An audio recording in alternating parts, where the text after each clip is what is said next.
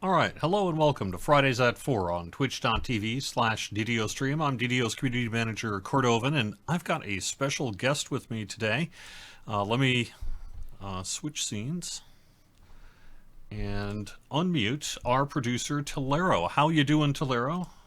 Should be Hey, all live doing good. and able to be heard right now. So, how you doing? Hello, doing great. How are you? Great. How's everybody? My cat has decided to say hello right at the start of the stream, so Yay! there we are. Um, Just make sure they don't turn into a dragon. yeah, right. Well, I think she wants either to go outside part two or something like that. I'm not sure. All this snow and everything we've had up in the Massachusetts area has been a mess on our pets, and Yeah. humans, but pets too. So we will get to that question there, Lunar Dragon. The reason I have Tolero, our producer, on, by the way, is because we released our producer's letter this week, our look ahead at the year of 2024. So, totally not because I'm on some PTO and thought, having a guest on would make my life easier, but because we released a producer's letter, I thought we'd have you on to just go through the letter a little bit, talk about some of the bullet points, and then have time in the latter part of the show to just do general Q&A from the community and see whatever questions we can answer, really. So that's the plan here for today, and I really appreciate you being on. It's some time away from a busy schedule right now because we are working to get uh, our next update onto Lamania, and that should be within the next couple of weeks here, I believe. Yep. So yeah, and we'll have more information about that as we get closer to it. But so let's start off with the start of the producer's letter, which you can find on DDO.com if you want to read along with us here. The first thing we should mention is this is Dungeons and Dragons, the tabletop games 50th anniversary, and they're doing a big thing all year long for their 50th anniversary, and we're getting involved with something we're calling the Year of the Dragon. So can you tell me a little bit about what this means for the community here? Like Jerry said, it's 50 years of D&D.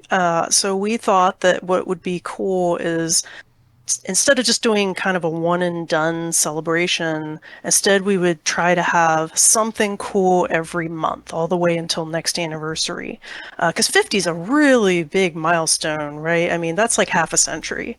And so to me, it felt like something that needed a little bit more oomph. And so we were like, what if we do something cool every month? And so we're going to mix up what those things are each month, obviously, but we're just going to have a whole, year all the way to next anniversary of fun stuff to celebrate. A lot of it'll be dragon themed. We'll try not to over dragon theme you, but it'll be features and gifts and all kinds of activities. And we should mention that you, me, and others are working toward a February 7th deadline where we're actually going to be talking a little bit about the specifics of the Year of the Yep. Dragon. What you'll get, I think we're going to really just do the whole shebang and announce it on February 7th. Yeah, exactly. The idea is we wanted you to be able to kind of see a calendar of what you had to look forward to. Like it might not give you like the minutia of exactly how that thing works, but you at least know what the thing is each month. And essentially, we're just doing something special every month. We don't want to get too spoilery or anything, but it'll be Yeah. different parts of your gameplay experience, and generally you'll log in and claim the thing every month. Yeah. Some of it's going to be features. Some of it's going to be, commemorative things that you're like, I was there and I got this, and if you weren't there, you don't get it.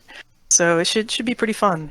Speaking of logging in and claiming things, by the way, I guess you could say the point zero version of this is free DDO 2024, which we just announced here with the producer's letter as well. Yes. Now is the time. So if you have some friends and family or guildies or anybody, maybe they've missed some quest packs. This is the best time to come in. You use the coupon in the store, and it's going to give you a whole bunch of quest packs. This is really good, especially if you've got a friend that was thinking of trying it and they're not sure. It's like just take them. They're free. Like this is the best Yep. time to do it. And you have until 11:59 p.m. Eastern Time on Sunday, February 11th. So through February 11th to use the free DDO 2024 account and get really all these quest packs just for free added to your account. Every time we do this, people really appreciate it. We get players who come back to the game. We get players who convince their friends to check out the game, and family members and things like that. So it's always a really nice time. Yeah. We've also got the 90. I know we're very focused on the free quest giveaway, but there's also for folks that if you've got holes in your X Pack collection, a bunch of the older X Packs are on sale for 99 points as well. Yeah. Yep. Sounds good. All right. So we've talked a little bit about free DDO 2024, the coupon code through February 11th. But we also went into detail about the year ahead. So one of the first things you talk about is the expansion. So what do we got? What do we got going on with the expansion in 2024? So we are going to a fan favorite, as I mentioned in the letter. So we had sort of put the feelers out to see where are places in the D&D universe that people are excited to go. There was one clear winner in that. And so that's where we're going first. And so that is Mythdraenor, which, by the way, there is a huge amount of dispute internally about how to pronounce that. Everyone seems to have their own special way of doing it, but I'm going with the Ed Greenwood version, which is Mythdraenor. Okay, I was going to say, I was actually going to mention this before the show, but then I just figured I'd get it wrong anyway. Yeah. I've heard Mythdraenor and Mythdraenor, so... I go the way this was sort of the way I hammered it out is I went and found times where Mr. Greenwood would be out there talking to people about the setting, and I'm like, casually, how does he say it? So I'm like, that's how I'm doing it, like he does it. Yeah, for sure. And so this is the summer. Yes, this will be for the summers. Yeah. And we'll presumably do something similar to what we've done in the past, where there will be a pre-purchase opportunity. It'll get its previews on the Mania and things, and then get released. So yeah. And so we're going the pre-sale for be in June. Yeah. Okay. Yeah. Pre-sale in June. Okay. Yep. And then level cap increased to 34 as well, which is when was the it was Isle of Dread, right? That we went to 32. Yeah, it would have been Isle of Dread. Yeah. Okay. Yep. All right. Dynamic events. Essentially things like the Illithid invasion, but a little broader in scope than that.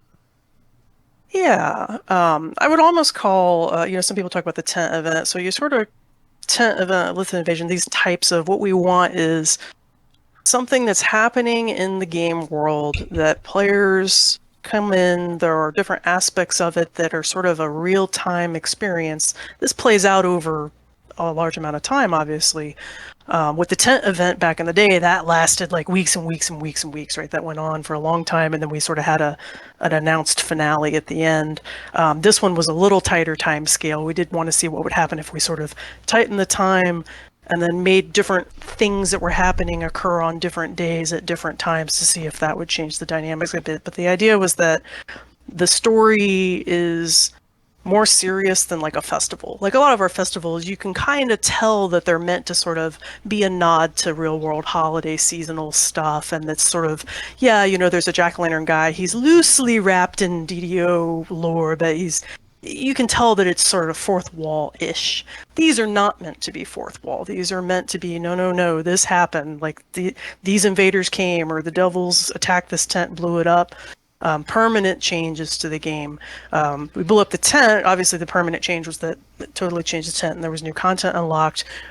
This time, the permanent change was people finding the dungeons and then introducing the cursed cards into the DDO universe. If you're not familiar with the cursed cards, you may have heard of an object called the Deck of Many Things. This is in a similar wheelhouse. It's called the Deck of Many Curses.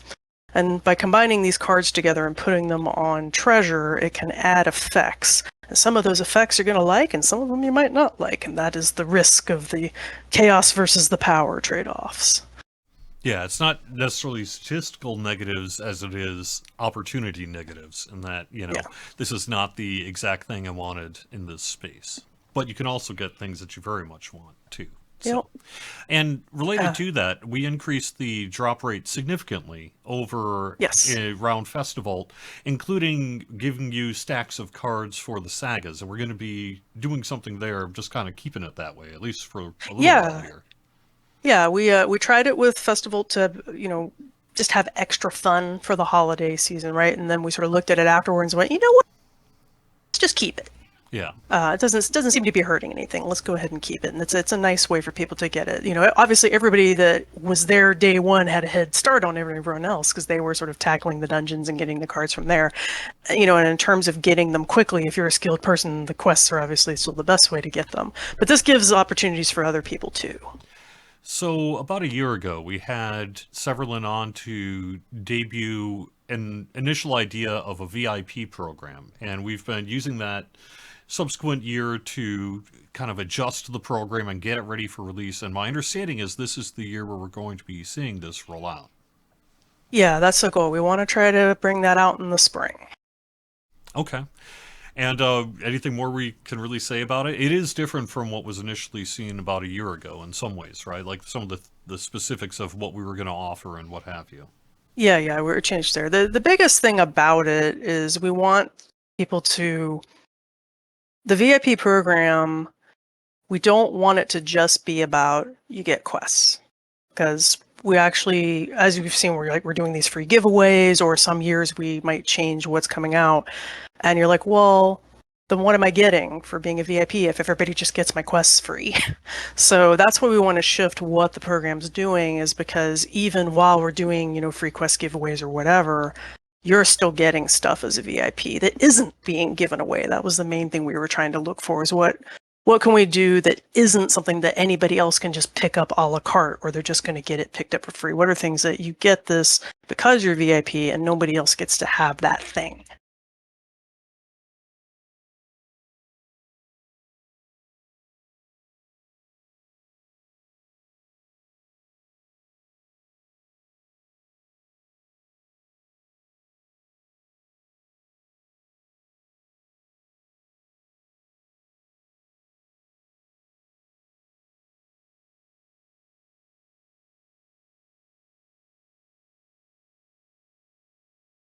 That's right. Yep. So we'll have, I don't know if everybody got to try, when the Snow Peaks started, we had one Snow Peaks challenge and then we added one later.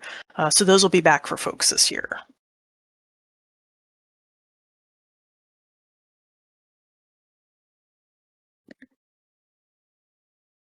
Yep.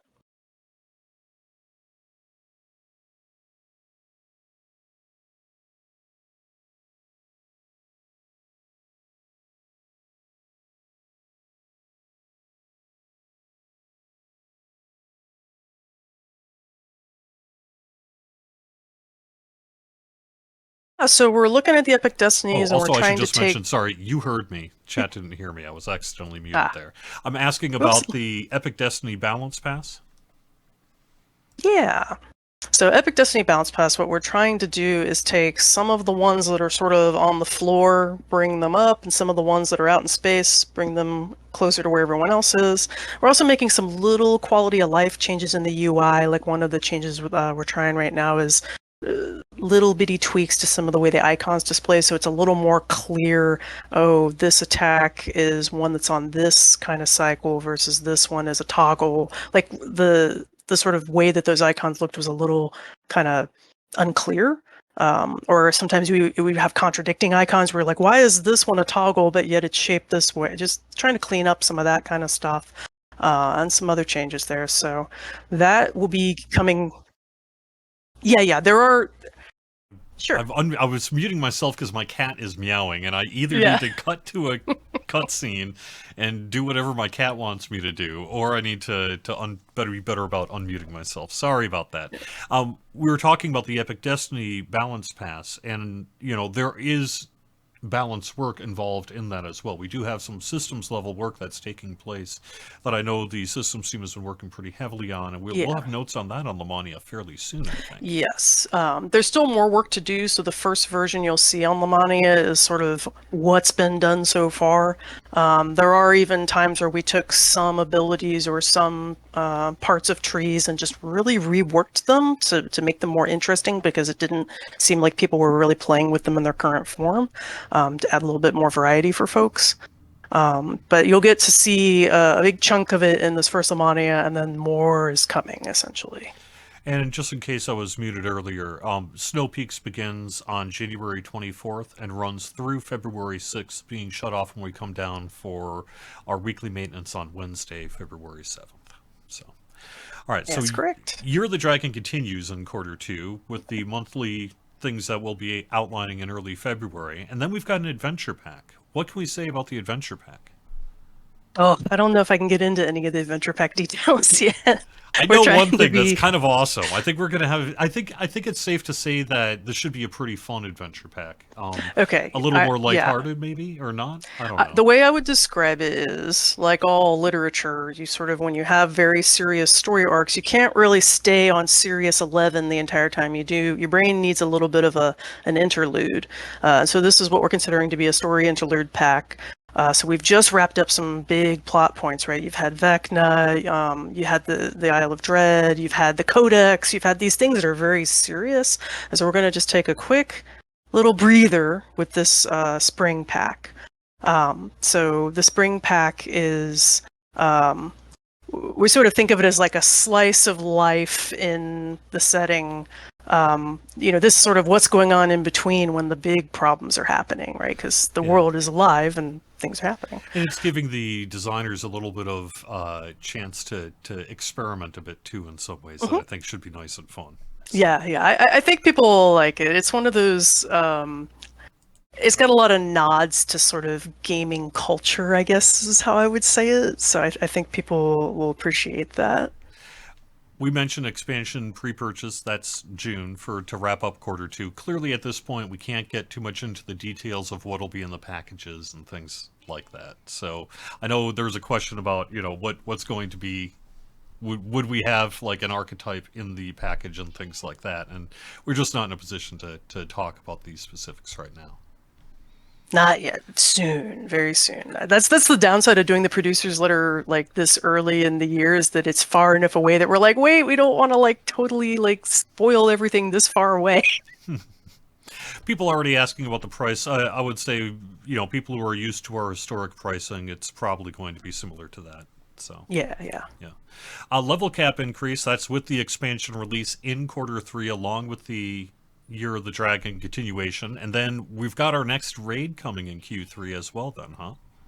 That's correct. Yeah. Crystal and Cove. Somebody had asked. Oh, somebody had asked whether that raid was part of the expansion, and it is expected that one for sure is part of the expansion. Okay. Crystal Cove. Are we doing much with Crystal Cove in 2024? The thing we're going to do for Crystal Cove is make sure that it gets the level cap increase. So sometimes we've had years where the level cap has gone up, but then Crystal Cove hasn't. And so this year we're wanting to make sure that it actually goes up when everything else goes up too. And that would also be true for Night Rebels. We have another adventure pack that I don't think we really want to get into the thematics of it at this point. Same with the one in Q4. I think it's too early to really get into that. Night Revels, you mentioned in the letter a little bit. We have another dungeon coming to Night Revels this year, and then Festival will wrap up Q4. So I think that's a general look at our roadmap. Any kind of final thoughts you want to mention? Is it how this one came together relatively quickly for us? So it was because the Year of the Dragon sort of, I don't want to say it wrote itself, but once you sort of have that framework, it's really easy to see how other pieces fit. The roadmap doesn't cover every single solitary thing we're going to do, because we are a place, Sev and I really enjoy pivots, so once in a while we'll throw in extras. And there's also some things that we didn't think it necessarily met the scale of being included in the big producer roadmap, but it is still things that people will probably like. So we'll have a lot going on. All right, let's get into some questions from chat. Are the adventure packs all new content, or are we making some old content legendary? The plan is for it to be all new content. Okay. Easy enough. How many archetypes can we expect this year? That's hard to answer without spoilers. Yeah, I think I was one. Yes. At least 2. I guess that's the best way I can say it. To get somewhat serious, let's answer probably one of the bigger questions we've seen since the release of the producer's letter. And what's up with hardcore? So in the producer's letter, we mentioned that 2024 would not include an additional season of hardcore outside of the one that's currently happening. And why are we doing that? So with Year of the Dragon, with everything else going on, we were very dubious that we'd be able to fit a rules shakeup for hardcore this year. So we're going to take a quick hiatus from hardcore. I'm kind of looking and seeing if maybe I could instead do a redux at least, because the reduxes are a little lighter. It might still fit, but we're just assessing whether we can make that fit or not. And I didn't want to include one if we were like, oh, we don't know if this is going to fit. Yep. But we've been talking about different ways to shake things up for the next time we do it. Yep. That's honestly my favorite part of hardcore is shaking things up because you kind of don't know what the season's going to throw at you, and that's part of the fun. So hardcore as a concept is not dead or anything. We're just taking a pause on it for now. Yeah. So. Yeah. All right. Any plan to scale challenges in Evening Star and/or House Caneth? I assume that means in conjunction with a level cap increase. I will double check whether they're in a place where they can scale. I believe that it's somewhat programmatic because of the way those work under the hood, but I will double check that that's on the radar. All right. Anything new in Snow Peaks? Snow Peaks is the same Snow Peaks as before, so there's nothing new and strange about it this time. So just be aware of that. Okay. So this run of Snow Peaks is more if you didn't get to experience previous Snow Peaks, you're coming back after a break because maybe you just came in the door because it's happy people, or it's a happy time for people to come in with the free quests. This run, I expect that'll be more for those folks. All right. I'm looking at chat. Now's a great opportunity to get your question in if you would like to. We'll just go for as long as we've got some questions here till the end of the show at 5, and we'll wrap up a little earlier if we've kind of said everything. And I might need to take a pause because I think my cat's food dish is empty. I think this is what the problem is. That's probably what it is. Or it's empty as in there's like that little bit of the bottom of the bowl. Yeah, a little bit on the bottom. Yeah. It's not good enough. So, will Myth Draenor be legendary only? I do not think that the plan is for it to be legendary only. That this should have a range. I don't know what the bottom range is off the top of my head, but we'll be getting more details about the level banding for folks here later. All right. When can we expect our first Lamania preview of any of the changes? We are hoping to get a preview together, particularly with looking at least one Year of the Dragon feature ahead of time. I think you're going to end up seeing this one, I'm pretty sure, before the actual reveal happens. We're not going to say it, but you can probably infer it if you're playing on Lamania what it is. And also some of the, like I said, a big chunk of the ED work, that's going to be coming essentially within the next week or two. Mm-hmm. If not next week, I'm hoping maybe I can get this to work and maybe be next week. But there's a possible schedule of next week for an early preview. What kind of features get into that preview? I think we'll know really in the next 24 to 48 hours. Yeah. The other thing too about the Lamania cycles this year, because Year of the Dragon has a lot of moving pieces. It may become a little fuzzy. I know we often, when we do Lamanias, will say, this is Lamania of update such and such number. What you may experience instead this year is Lamanias may have multiple updates worth of things being previewed at once. And so when you see a Lamania cycle, it doesn't necessarily mean that all of the things in that cycle are all coming in the very next patch. And so that's a thing to be aware of, is that in some cases, what we've been trying to do is give the designers earlier lead time for player feedback. And so that means seeing stuff in some cases sooner than you might expect, or at the same time as other releases. There are people in Twitch chat. I saw you already answered this question on the forums. Well, let's answer it on the live stream too. What's up with the Bottle of Mist? When can is it the Bottle of Mist? Yeah. We are working on that right now. We tried to solve the problem that we're trying to solve for it a couple different ways, and it didn't work. So now we're having to call in the heavy hitters like Kodog and such to help us fix some of the under the hood issues. The problem we're running into is right now the teleport part of the game interface. When you use your teleport, it does a check to say, are you allowed to teleport here? And the check that it's using has to be able to respect more than one kind of authorization. Mm-hmm. Right now, it's basically saying, well, there's only one place that you could get this permission, which is obviously the Ultimate Fan Edition. Well, now we need a secondary place where you can get permission. And that's what it, under the hood, wasn't set up to handle. We've also talked about, having sort of a blast from the past sale, maybe bringing back some old school upsells that have gone into retirement and periodically pulling those out. But I don't have a timetable or anything around that.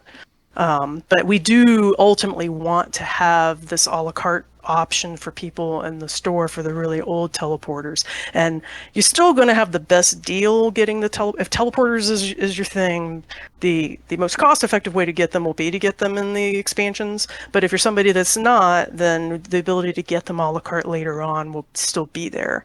So that's what we're working on right now. It was easy for us to deliver the bottle to you. Like, that part was easy. It was getting the actual teleport to then take you. Yeah. Well, so maybe that's a reason to put Mr. Ravenloft just back up in the store for a few weeks or something like that. Yeah. So, yeah.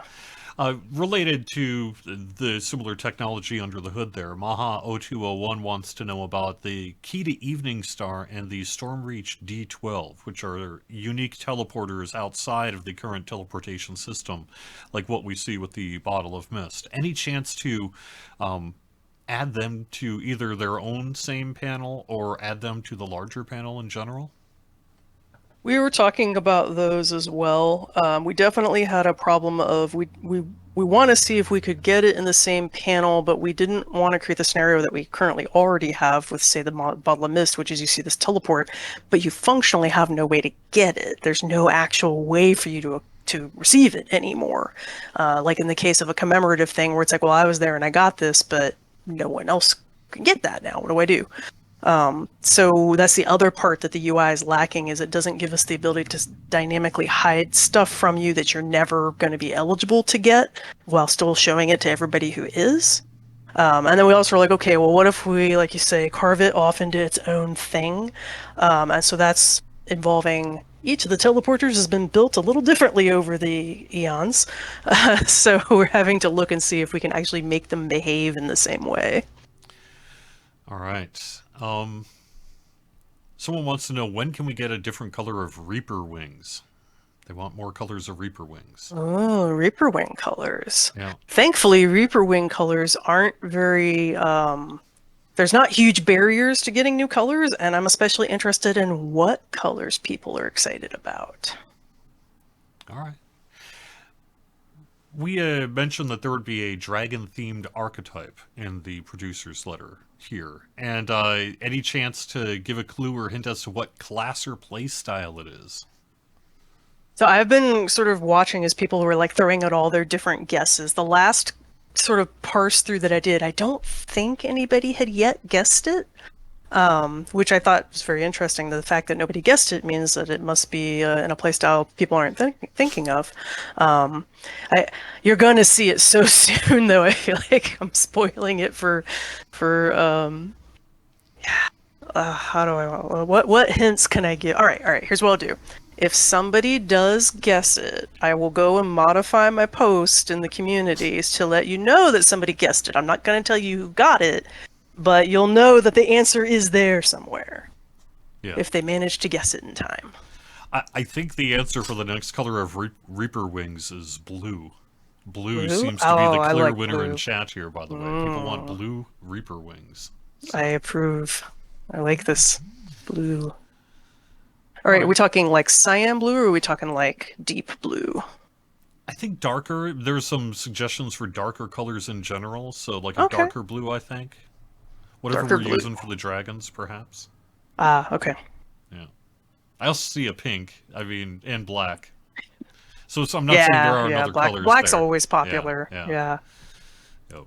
I'm always on the fence. We sometimes talk about, like, we don't do pink because we assume nobody wants it, but maybe once in a while a pink isn't a bad thing to toss in every, not all the time, just once in a blue moon. There are people who want pink very badly, and they're gung-ho about having like pink, and so it's nice to be able to say yes to that sometimes. Yeah. So.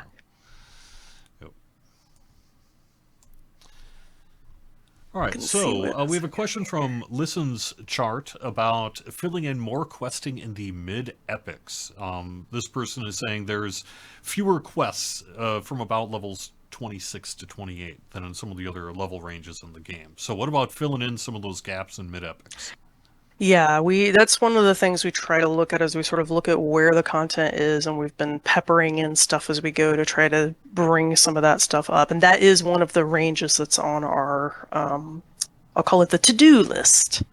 Because we do want there to be, we don't like the idea of having these sections of the what I'll call the life of the adventurer, where you sort of get stuck with a very limited palette of things to pick between. We like you to have like a pretty good rotation so you don't really get sort of fatigued of any one adventure set. So that range is one that is on the radar. All right. We're getting Guild into, ranks yeah, is there we go. also on my Someone's asking radar. It about won't be guild this ranks. year, but yeah, I would love to add more ladder for the guilds to climb because that's it's just really fun. So it's been an oft discussed topic on the live stream here where people have asked about what we intend to do longer term with the Reaper enhancement system.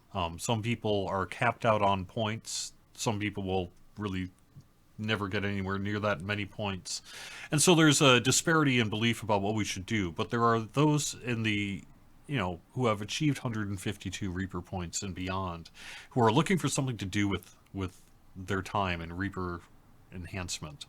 What do you think might be their future? Is that something we could see in 2024, or is it longer term than that?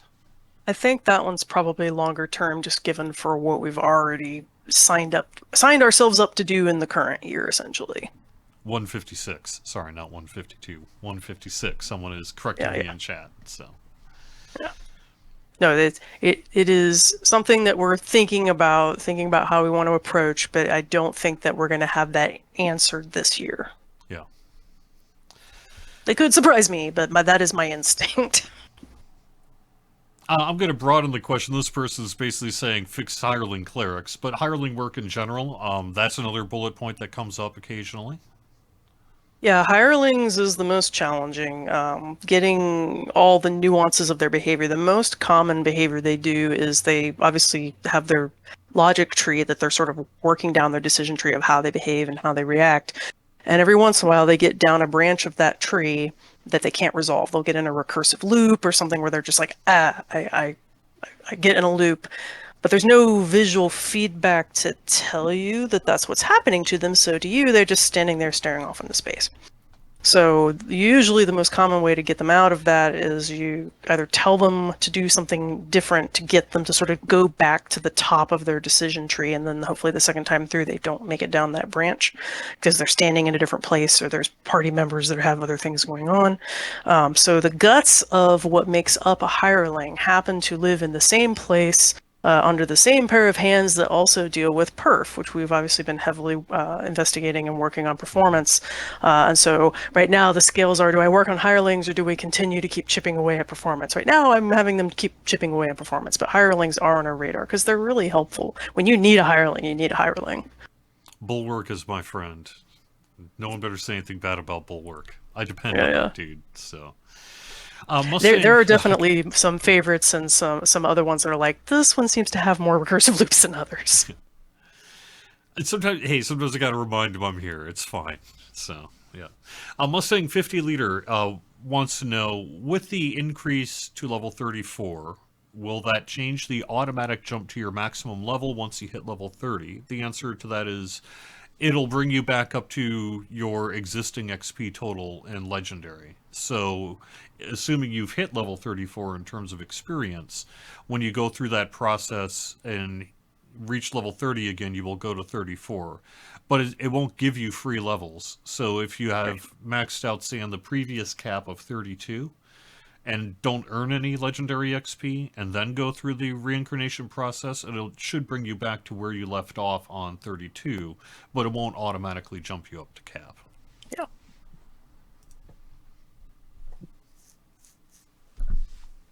So somebody mentioning that they liked the newer hirelings, and I gotta say, I'm a big Froggo fan. I love Froggo. And I like Froggo, especially just the hopping, Like how many hopping hirelings do you get? Yeah. The two newest hirelings are great, someone is saying. So. Clerics specifically create undead monsters trying to heal them, but they don't do this to Pale Master's Dread Knight. Is this something that can be addressed specifically? Yes, I think that sounds like something our systems team would need to do work on. Yeah. Send in a bug report, I think, on that. Yeah, I remember that bug coming through, so it's just a matter Okay. of getting around to it. Okay. So we can nudge that one. Okay.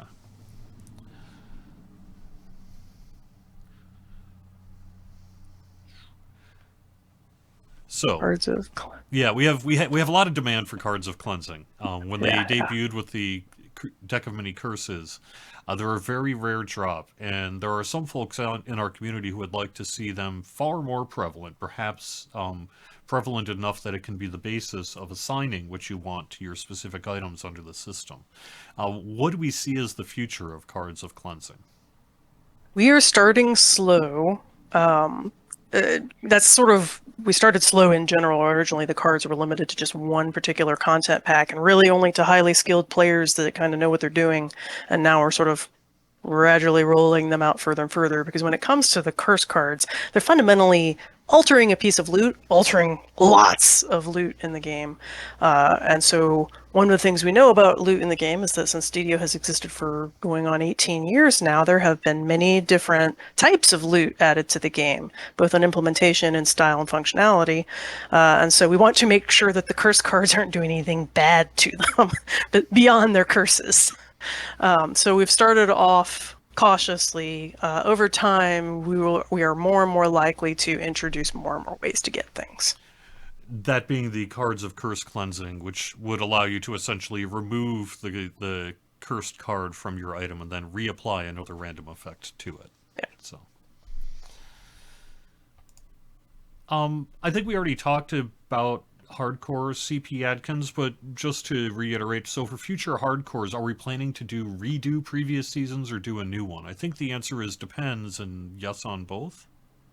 Yeah, when we do return to hardcore, we do like the reduxes as well, because not everybody's here when a given season runs, and so the idea that you could have that season repeat later for people that maybe missed it on its first go around, so that they can take a stab at it and experience that rules change up.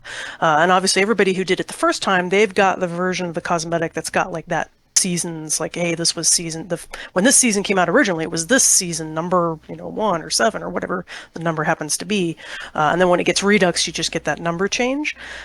So for the people that were there both times, they really can distinguish themselves.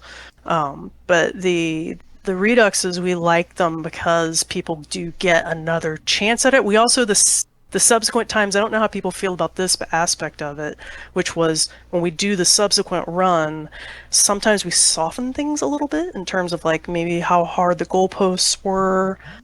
So I don't know if people have liked that aspect of it or not. But we do like doing the reduxes. As long as people like them, then yeah. Yep. We did them, we weren't sure if people would be like, oh, it's just that again, but it seems like people like them. Well, the next one is season 10, so it's our first double-digit hardcore season. Right. And so I think we'd have to consider, do we want to just have it, do we want it to be a redux this year? Or perhaps, like we said, the current roadmap does not have a hardcore in 2024, so, yeah. Yeah. And that's the other thing too, right? It's a 10. It's like, oh, I want to do something more special. And do I want to do something sort of, if this is how much effort we normally spend on a hardcore season, it's like, for the 10th, do I want to go a little harder? So we'll see. Speaking of things that are difficult, Wanderlust TV, I wish the horse in Season 3 had the number 3 on it, but it's the same as the Season 9 mount with no way to differentiate. Yeah. There's a specific reason for that. Yeah. So we ran into an issue with the mounts in particular, which is that the way they're put together is that when you see the horse, it's mirrored. So when you would put the number on it, when it gets mirrored to the other side of the horse, the number is backwards, which is really bad with the Roman numerals, because you'd be looking at it and you're like, wait, what season? Yeah. So what we elected to do was on anything that's not mirrored, we're keeping the numbers, but on the mirrored thing, which right now happened to be the mount, that's the one where we ended up having to pull the number off because it's ending up backwards. And we tried a couple different solutions to try to get around it, and we couldn't get around it. That's an interesting idea being raised by Luna Rose Dragon. For future hardcores, are there any plans to have more rewards for favor now that there are more quests? Like one at 3K, 5K, we could do a 7K. Same for Reaper rewards, 10, 20, maybe go up to 30. I mean, it's possible. Yeah, So I could definitely see something like that. yeah. We also like changing up the goalposts of hardcore. That's the other thing is I don't always want it to be the exact same goalposts every time because some people sort of really work out their strategy and they're like, I know the magic formula to either, hit this certain level or get this certain favor. And I really like changing up what the goalpost is because that makes you not only have to rethink, okay, how am I going to build for this, but also what's my approach going to be this time? Yeah. Someone wants to know how to join the Players Council. We'll have more information actually in the coming, I would say, next couple of months probably about applying to the Players Council. We have a plan that's currently being discussed to refresh our lineup on the Players Council and bring in some new players here. So I would say stay tuned on the forums. We'll announce it there when we've got an opportunity to apply to the Players Council, and we'll be doing that, I think, in the next couple of months. Up. So hard. People will comment on a thing, and I'm like, oh, I can't spoil that yet. Yeah. So that's the thing about we can't you don't want to try to say, well, what about this cool idea? Because okay. So Pudalama, the next dragon archetype that we've hinted about, I believe is on. I think it's set for the next, or pretty close to it, the next first couple of Lamania previews, right? Yes. The dragon archetype. Yeah. So, at this point, let's not hint more because it could even. I know because like the more we hint, next week, yeah. Yeah, exactly. Like the more we hint, the more you're like, ah. Yeah. Like it'll be here. I swear. Anytime now, it'll be fine. In general, I believe enhancement work. They're asking about a sorcerer tree in particular, revamping some of those trees. Do you know what our enhancement tree work looks like for 2024 here? I know that there is some work happening in heroics, but I don't know if that is one of them. Okay. I also saw a question about new players. There was one thing, we kind of talked about it a little bit last year. You saw sort of like the beginnings of it. We're going to keep expanding it, which is the tavern keepers that help sort of, if you're new, you're not sure what to do next, you go and you talk to a tavern keeper, and the tavern keeper kind of helps you, kind of points you in a direction of, hey, here's some adventures that you could go on that are sort of in the right range for you. Because a lot of people would sort of show up in the harbor or even in the marketplace and go, I don't know where to go next. And then you open the quest compendium and you're like, oh my gosh, there's so many things to pick from. The tavern keepers are going to try to help a newer person go, look, I know there's a lot of stuff you could be doing. Why don't you try some of these? And I really like the pick one for me option that the tavern keeper gives you. And the idea is if you're like, I don't know which one to do, you tell me. The tavern keeper will literally just say, look, try this quest. Because we find that that's often a thing that new players get overwhelmed by, is just like, I have a lot of adventures to pick from. Sometimes those little nudges help people. Corche wants to know about the possibility of an iconic completionist in the future. I saw that, and I think we had talked about it, but I don't think there's anything on the docket in this year. Mm-hmm.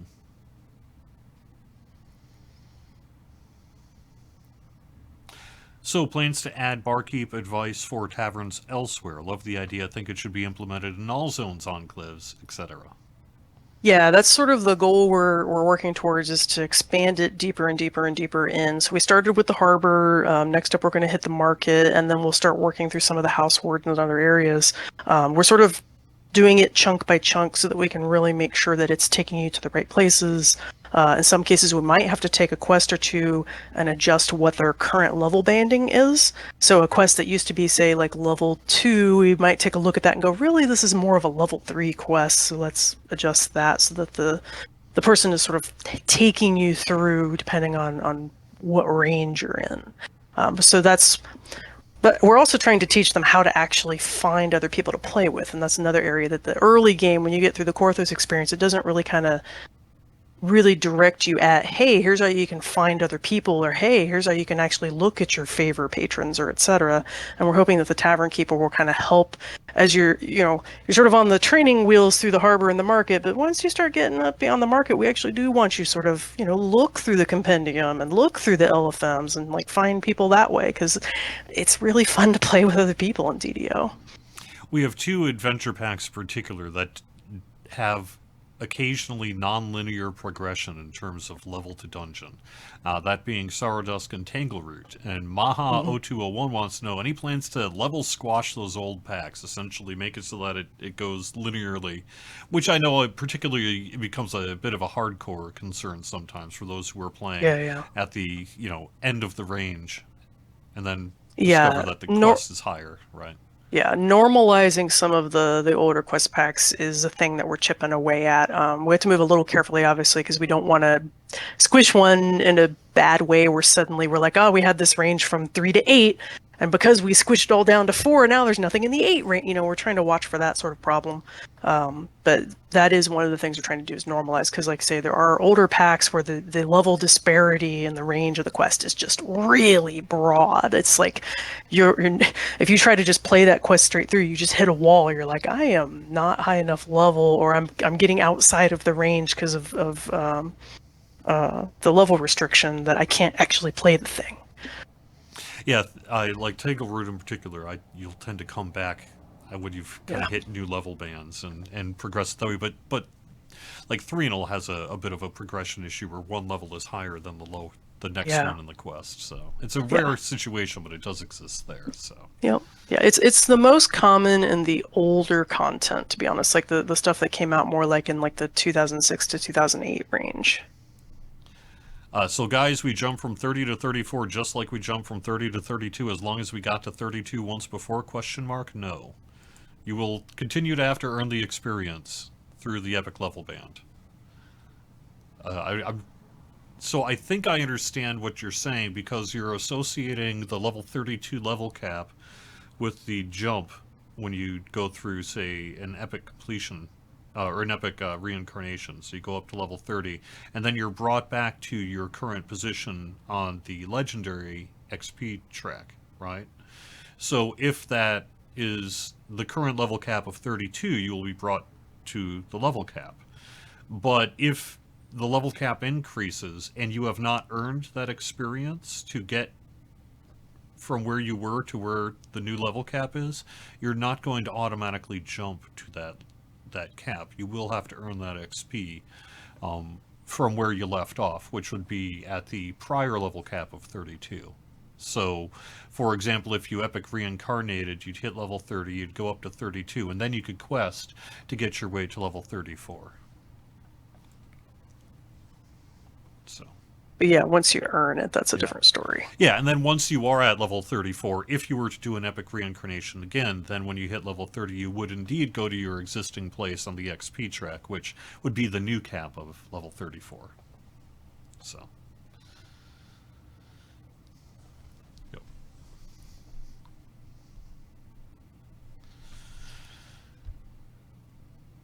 Well, I think things are kind of slowing down a little bit. Do we have any kind of final questions here before we call it a show? Mythdraenor equals new deities, ? New deities. I don't know if I can get into that yet. Yeah. I would need to look at what our release notes. Cole is my cousin.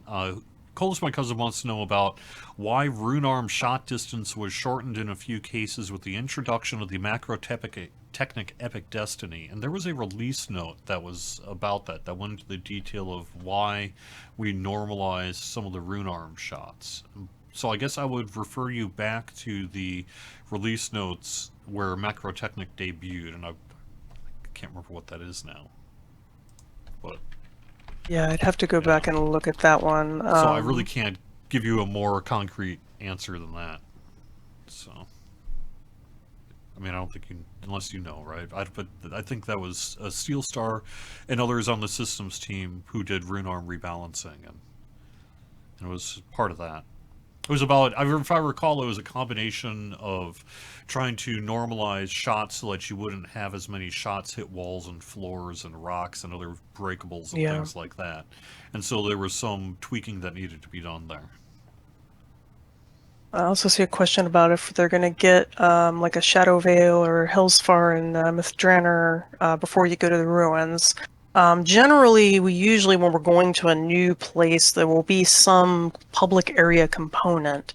But I don't, today, can't get into which particular place you'll be starting your public experience in Mithranor from. But we often need a place, obviously, for the NPCs, for different shopkeepers and things like that. All right.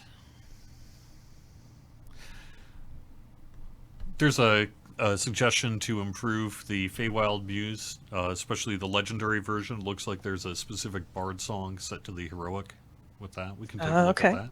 Yeah, that can be looked at. And I think we might just wrap it up there. Any kind of final thoughts here before we call it a weekend here? Final thoughts. I would say, oh, do we want to talk about PAX? Yeah, we could talk a little bit about that. Yeah. So we are planning on going back to PAX again. So when we have like the particular day and time locked down, then we'll give that detail. But we are planning on going back. We had a lot of fun last year, so we're wanting to try to come back again. Yep. At the very least, there'll be some kind of community meetup related thing that'll happen, and anything more than that, we'll announce when we know more. So Yeah. All right. Well, thank you very much, Tolero, for joining me here on the live stream today. Hope you have a great weekend, and thanks for all the work and all the work you will be doing in the year ahead. Good to see everybody. Thanks for coming to the stream. Have fun. Let me real quick get that done. All right. See you around, Tolero. And I'm going to wrap up the show in just a minute, but I've got a couple of bits of news that I can talk about beforehand. So, I could mention that we do have a bonus happening. This is a Strength in Numbers weekend. So you're getting 5% XP for every member in your party or raid group. This one also includes the raids through Sunday, January 14th. So up to 55% boost to your raid XP and 50% in your party if you got 5 friends that can quest along with you. Did want to mention that that's our bonus for the week. Otherwise, I would just mention that we'll have more information about Lamania in the coming days, and hope you've had a great start to your 2024 in DDO. Thank you very much for joining us. These shows get archived on YouTube afterwards. You can find them on youtube.com/Dungeons and Dragons. And I'm going to wrap up the show myself. Call it a weekend. Hope you have a good one, everyone. Talk to you soon. Bye-bye.